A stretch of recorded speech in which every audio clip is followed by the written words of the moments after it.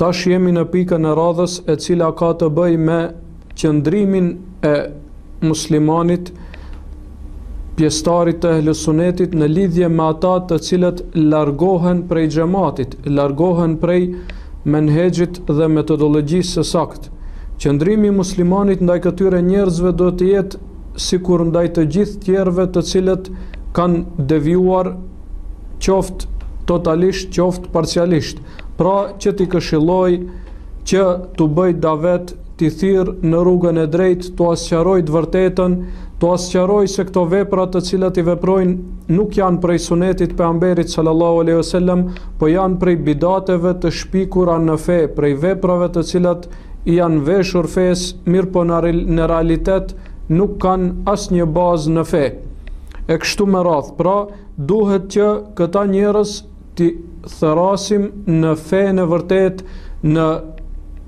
besimin e sakt dhe në metodologjinë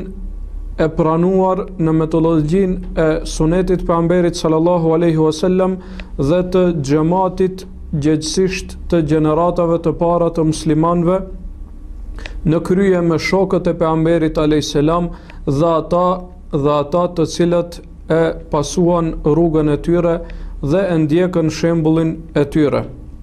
Sepse vetëm kjo mundet që t'i kthejë muslimanët dhe t'i bëj të bashkuar, vetëm suneti pejgamberit alayhis salam dhe vetëm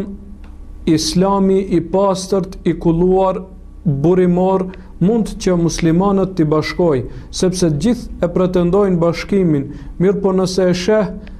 të gjithë janë në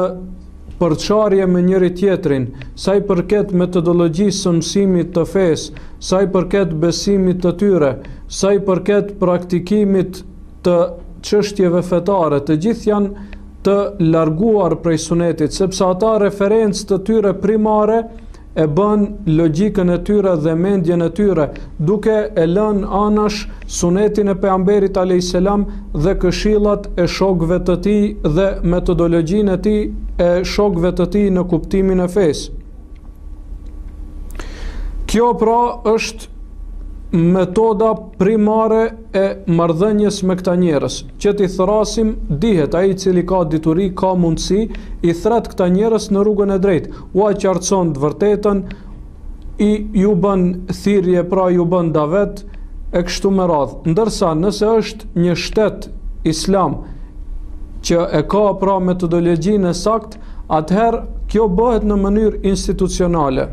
Kjo bëhet në mënyrë institucionale dhe merren të gjitha masat e nevojshme për t'i larguar njerëzit prej bestytnive, prej shirkiateve, siç janë teqet, tyrbet, e kështu me radhë, e po ashtu edhe prej veprave tjera që janë bidate të shpikura, të cilat nuk bëjnë pjesë në fenë e pejgamberit sallallahu alaihi wasallam dhe nuk janë prej sunetit të tij. Kjo pra është në pikat shkurtra në lidhje me atë se si duhet të sillemi